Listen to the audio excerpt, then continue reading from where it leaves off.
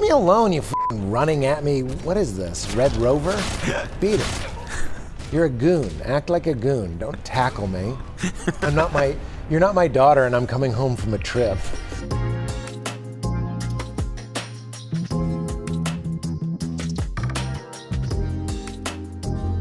It's time for stealth grapples. Bat battles. And fat paddles. Ooh. And crashing the couch is one of my favorite tallest comedians, Pete Holmes. Pete Holmes. Yep. I'm Benjamin Watson. This is IGN Arcade. It's in the prompter as my name. You had to choose to make that mistake. I didn't do anything wrong. Do you know what? We promise to enjoy whatever happens. Pete's been crushing it on the stand-up scene for years. After debuting on Comedy Central's Premium Blend, he became a regular face on the late-night circuit. Pete Holmes! Pete Holmes! Pete Holmes! You ever hail a cab just to stop it from hitting you? That exposure landed in multiple specials on HBO, Comedy Central, and Netflix. Pete's also the host of the You Made It Weird podcast, where he leads his guests on winding journeys through comedy and spirituality. Religion is all trying to explain the universe, which is why I like Hinduism. Because the universe is f***ing nuts. And Hinduism is the only religion that's like, I don't know, maybe an elephant's in charge. But Pete knows how to balance all that light and laughter in his life with a little bit of vigilante justice from a superhero he knows well. Tell us what this game is and why it means something to you.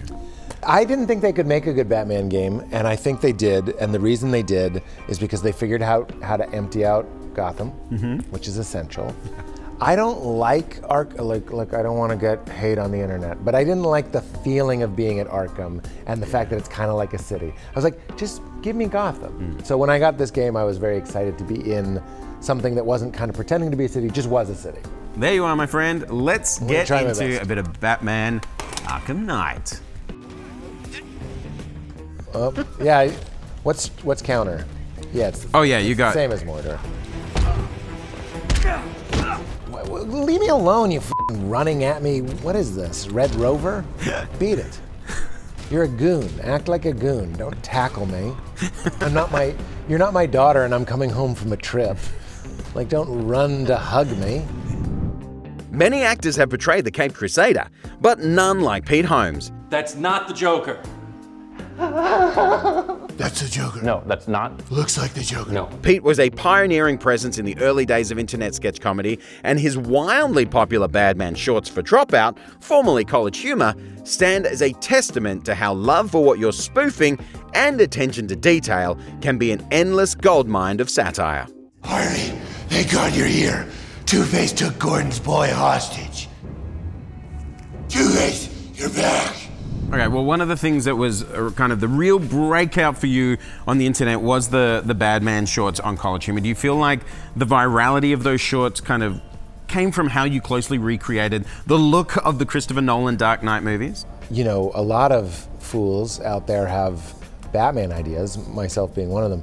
But if you don't have an incredible director like Oren Brimmer, who can, for very cheap, make them look like Nolan, and our DPs were all incredible, all these LA terms, the people working the cameras.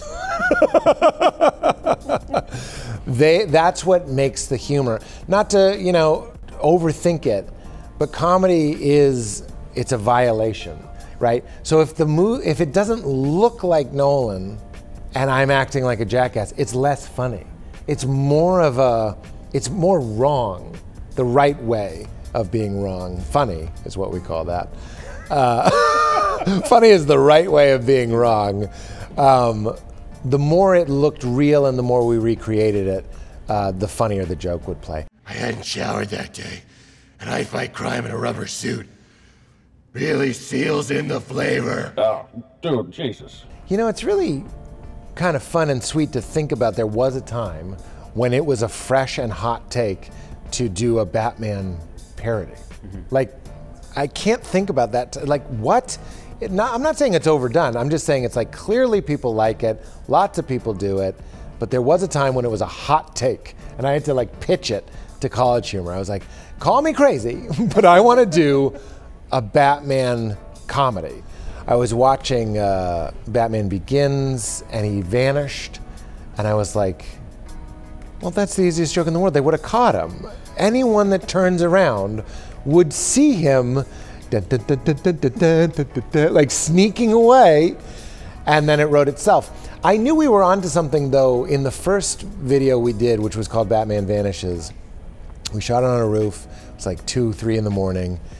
And when we turned the cameras around to me and I started improvising, I really knew we were onto something. Me and Matt McCarthy, who plays Commissioner Gordon, but I knew how to improvise as Batman because I cared so much about him. Yeah. So they came from a place of love. They weren't just like, this guy's stupid. I start riffing, and the line that really made me think we were onto something was, he gets caught and he goes, I found some evidence. And they're like, you found some evidence? He's like, yeah, I found evidence. He goes, you found evidence just there on the ground. He goes, yeah, I'll take it back to the cave and analyze it with science. And I was like, as soon as I said, we'll analyze it with science, and I see the whole crew laugh, meaning none of that was scripted. I was like, oh, I found my thing. I know how to be funny as Batman because I know Batman. This shit's really hot. I gotta go in and out. This is the guy that beat the Joker. Yeah, I don't know how he did it. I used my skills that I learned in the mountains. You brought in your actual mask that you used for those sketches. I did, yes. I have it right here. Oh my God. I played Batman as Batman. Oh God. This only goes well. Does that feel good, Batman? This feels fantastic. You just have to be out of breath and more nasally pinched than you are. Because everyone has their take on the voice. And I think over time, because of my familiarity with the Badman shorts, that my impression of Christian Bale is just my impression of you. No, I'm doing Bale. It's Bale's mask did not fit. So you have to be like, Rachel, meet me by the barrel fire that takes your life. Zip-a-dee-doo, zip-a-dee-dee. Looking at Gotham, Gotham for me. Here's the bad guy. Hey, sucker!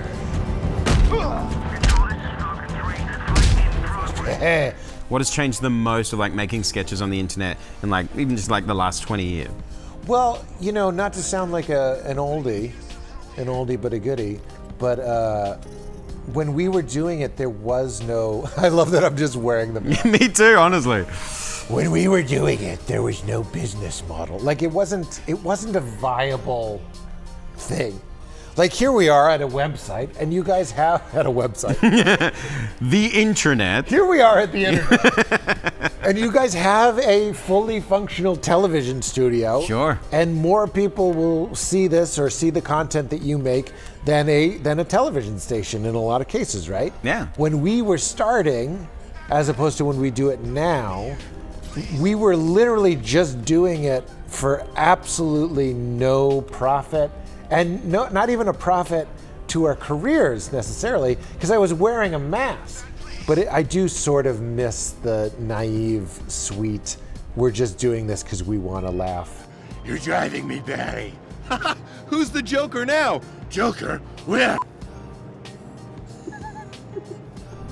Is there any moments from the Dark Knight trilogy that you didn't cover that you'd still like to kind of go back and mine and do a parody of? There's one moment in the new Batman that I like when that I've written, but we haven't shot it yet. I don't know if we will, to be honest. Because one, it's confusing. Why is my Batman in the new Batman series? But I want to do one called Batman Doesn't Know What Being Rich. Batman Doesn't Know What Being Poor is. I like that. Because remember, Catwoman sort of teases him for being like a Nepo baby. Means your choices have consequences. Jesus Christ. Choices? You know, whoever the hell you are, you obviously grew up rich. And I think it would be funny if he's really trying hard to be like, no, I'm a normal person. I'm always eating Cheetos and beer for breakfast. Like he's just guessing at what poverty is. That makes me laugh really hard. Could you see yourself doing a set as Badman, doing a whole set as Badman? Stand up? I really want to do like a proper, like DC sanctioned Badman comedy movie. That is my dream. I would love to do that so much. And barring that, We talked briefly about how much we would love to do a comedy version of the animated series. Oh. That would be really easy. Or not easy, but easier than wearing this thing for 14 hours a day. And it would be really fun, because we love the animated series so much. Well, Hit me. I mean, if it was sanctioned, what would you want the movie to be about? That's really funny. I think it would have to be one of those stupid movies like MacGruber. It wouldn't really be about the plot. It would be an excuse to do every possible Batman joke and moment from the new ones and from all the old ones. Because it's just, those are some of my favorite kinds of movies where it's just an excuse. Joke after joke after joke after joke after joke. Eat leatherfish, eat leatherfish. I trained in the mountains.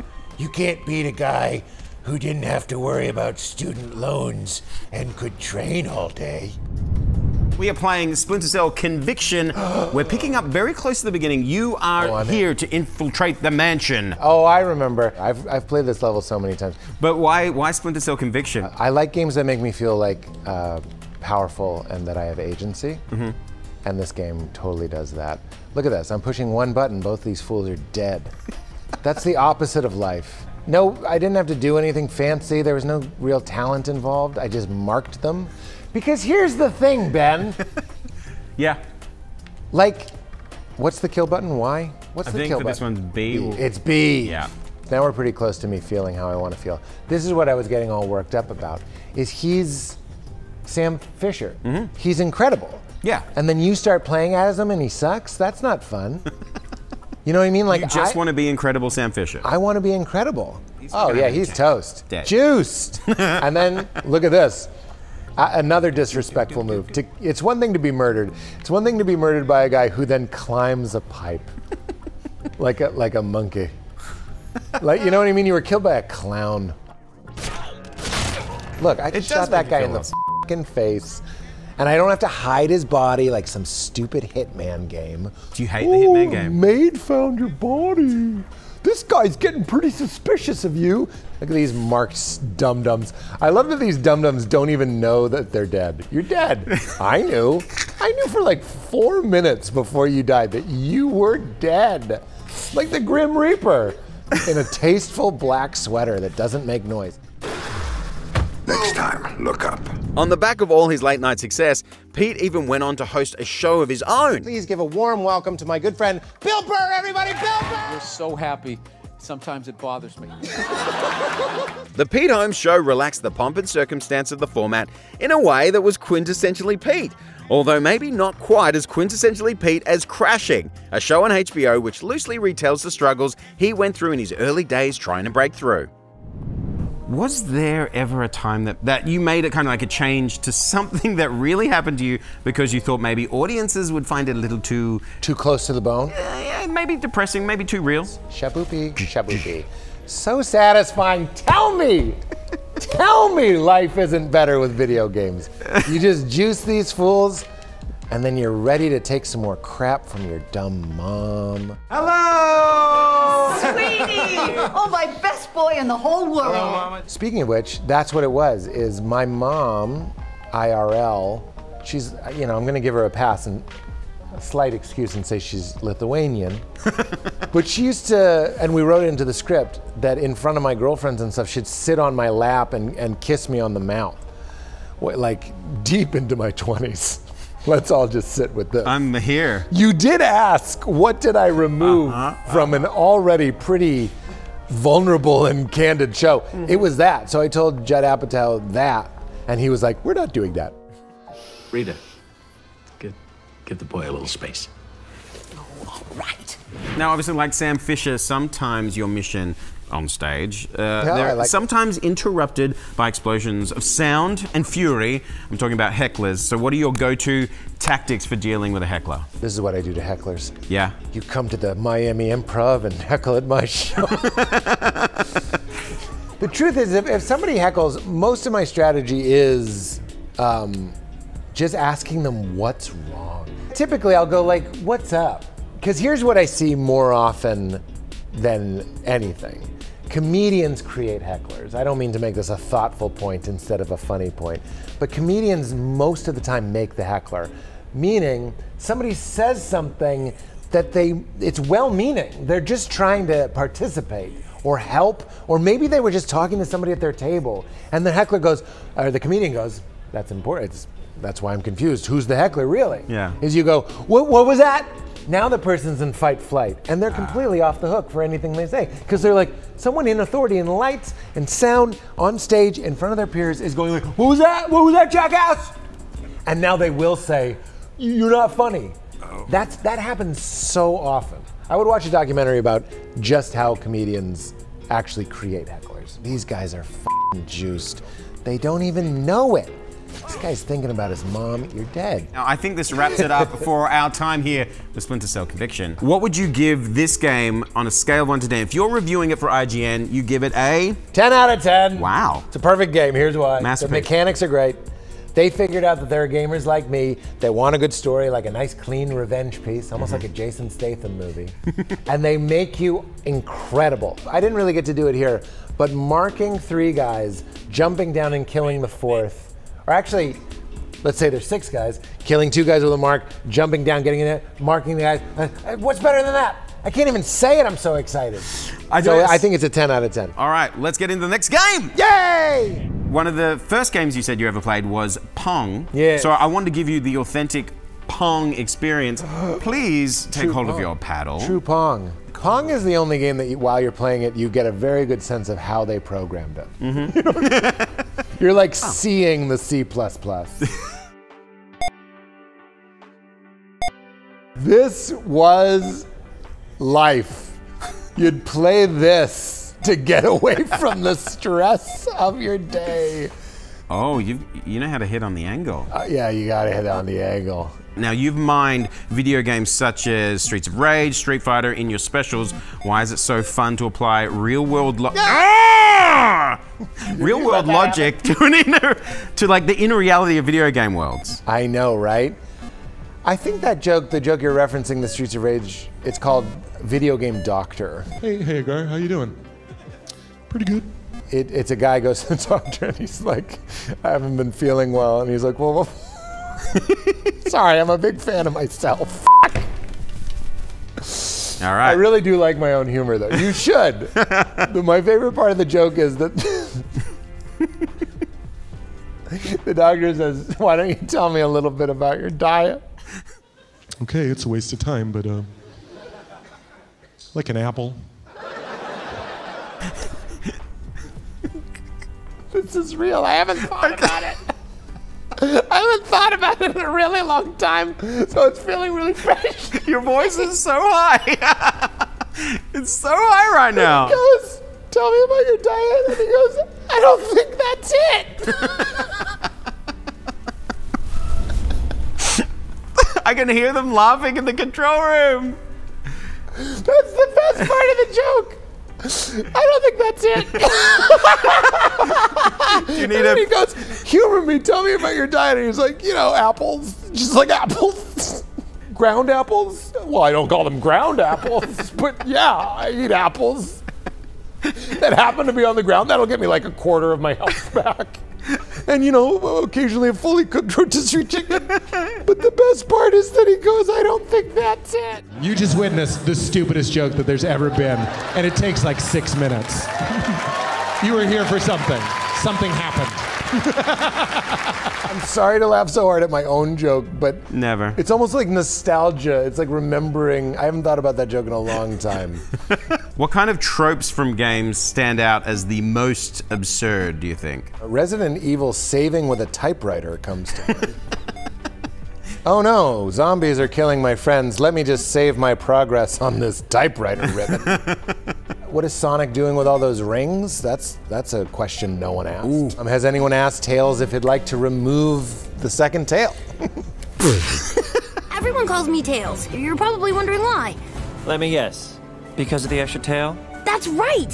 So you related your time trying to make it on Chicago comedy scene in the 2000s as similar to the Lord of the Rings, The Two Towers. Two Towers was about a comedian in Chicago who worked at Bennigan's. Bennigan's? Am I saying that right? Bennigan's. Who thought he might get fired, Yeah. and every orc was just the impending loss of financial security and your job. Yeah, wow. Maybe he does deserve to die. But now that I see him, do pity him. So after all the success you've had, Yeah. how is Lord of the Rings Return of the King secretly a movie about you? Oh, nailed it. Well, yes, the story is when I worked at Bennigan's, you had to work 2 of the 4 major holidays, as they called them. New Year's Eve, New Year's Day. Obviously, you take New Year's Day, who cares? Christmas Eve. Oh, there were 5. Christmas, Thanksgiving. And I was signed up for months in advance to work on New Year's Eve because I don't care about New Year's Eve. My friend Dan Kaufman got an offer to do a show with Jim Gaffigan in Cleveland for the New Year's weekend. Dan couldn't do it, so he recommended me. So it's one of those kind of horrible, great phone calls where you're like, I think I'm gonna get fired. Like, I think I'm gonna say yes to this, but that means I'm gonna have to withdraw from, I thought it was so much more serious than it was. Who cares? They had other servers, but you know, it seemed life or death. I was like, I'm gonna withdraw my name. I'm gonna tell my manager, Matt Neary at Bennigan's, I can't work on New Year's Eve anymore. He's probably gonna fire me on the spot, but I have to. I am a huge Jim Gaffigan fan. I have to take this gig. So I said yes, which is the right thing to do, and then I'll figure it out later.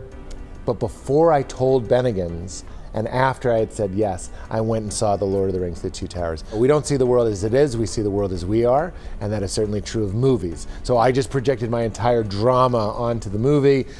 You know, Two Towers is kind of the low point of the story, and I'm like, I'm lost in those weird rocky, there's a golem following, and that's Jim Gaffigan maybe, I don't know. And I'm afraid every orc was just, you're not gonna be able to pay your rent. Sure.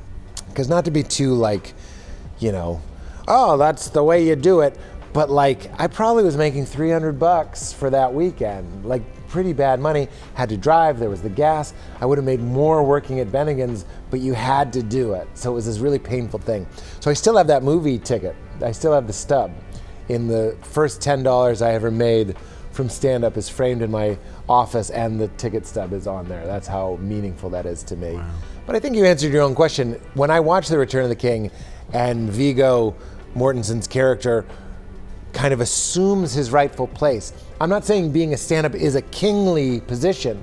I'm saying anybody that shows up for their calling, whatever it happens to be, that's a noble thing. That's a beautiful thing. And that's what that story, I think that's what makes that story so resonant.